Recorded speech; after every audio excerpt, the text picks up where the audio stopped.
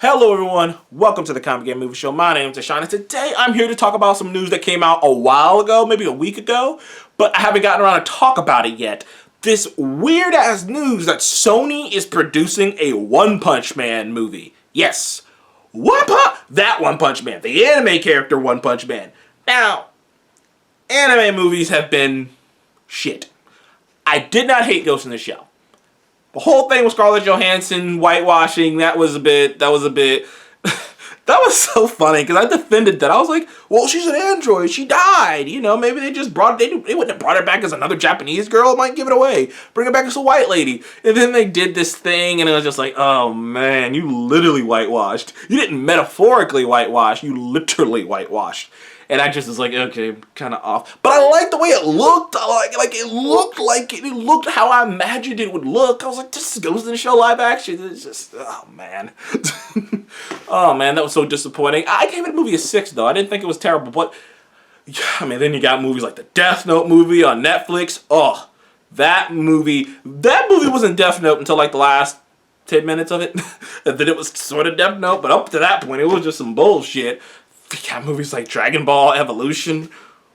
Enough said about that, the better. Less said about that, the better.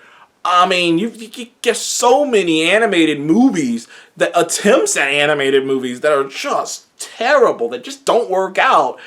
And One Punch Man is so over the top, so ridiculous, so over the top. It feels like something that only works as an anime. And that's what it feels like to me. So when I hear that Sony of all people, like, I trust Sony. If they say they're making like an animated version of it, like a I don't know, like a Spider-Verse-ish version of it, like a Pixar version of One Punch Man, to like bring it to a bigger audience, I'm down for that. One Punch Man's pretty violent though. Like, I don't know if it's R-rated because most of the blood and stuff is like, monster blood and guts. So it's like, I mean, how bad can it be? But it can get pretty brutal, It can get pretty bloody. So I don't know how they're gonna do. Like I said, I don't know how they're gonna do it. I don't know how you're gonna make Saitama a very what's the word I'm looking for? A character people could connect to in America. Because the thing is, the reason that anime doesn't work as big, huge budget movies for some reason is because it's a cultural thing. It's a cultural thing. We don't look at them the same. That kind of stuff, anime and whatnot, the way they do about it, we don't look at it the same over here as they do. The Japanese are a lot more relaxed, or a lot more, what's the word I'm looking for? When it comes to their art, when it comes to like movies and things of that nature and art in general, the Japanese are a lot more adventurous than us. They're a lot more like loose about shit. They're a lot more willing to like go, oh, that's a different interpretation. It'd be something just ridiculous. Something you're just like, this makes, in America, we're just like, that makes absolutely no fucking sense. The Japanese would be like, huh, that's interesting. Like, that's how they are over there. The Japanese respect manga. They respect manga. It's thought of as, it's really respected as literature over there. Over here, we barely respect comic books. Comic books are a thing. People somewhat, because of the movies, the comic books have sort of risen in terms of, people's respect for them, but they're still thought of as kids things. They're still thought of as small little rinky-dink comics that have no true artistic value. But in Japan, like, manga is really a big deal to them. Manga is a really big deal. And not to mention that most anime in Japan is geared towards children and teenagers in some way or fashion. It's why most of them have a school, why most of them have a teenage to kid main protagonist, because they are geared towards that audience. There are things like Cowboy Bebop and Black Lagoon and things of that nature, Drifters, that are kind of geared towards adults, but even then, a lot of the humor is geared towards children. Like, even then, a lot of the humor in those are geared towards children. It's just how anime is.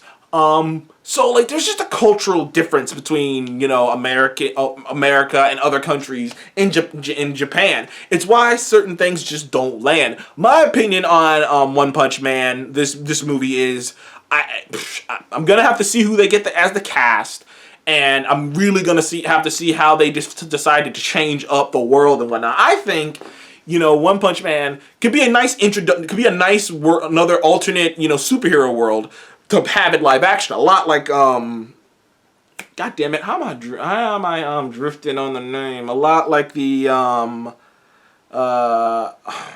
man, I know the show on Amazon, The Boys, a lot like The Boys, which is an alternate superhero world, or, you know, Umbrella Academy, which is a different kind of superhero world. So it could be a nice, different interpretation of a superhero world. It's just so over the top that I just say, like, I just have a hard time feeling like people are going to be able to connect to him.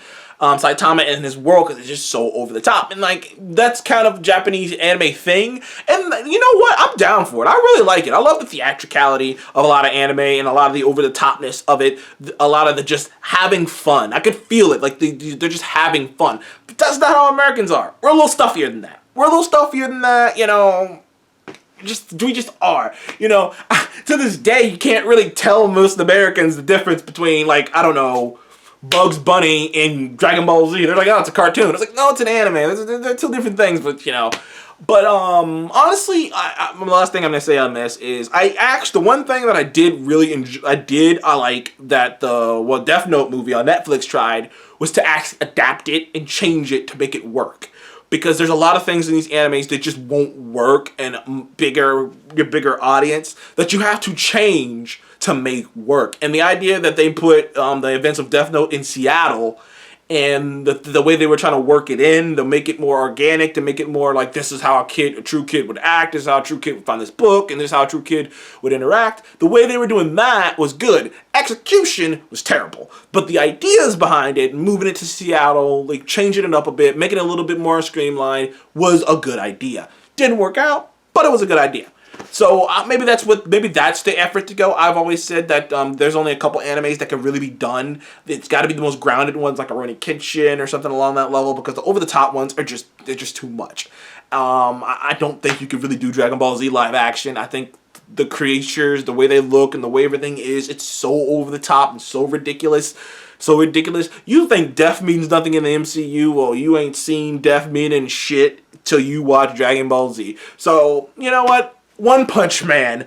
Sony produced live action One Punch Man. What do you guys think about this? Do you think it can work? Do you not think it can work? Tell me why you think it can work. And tell me why you think it can't work. Because I personally don't know if it's going to work.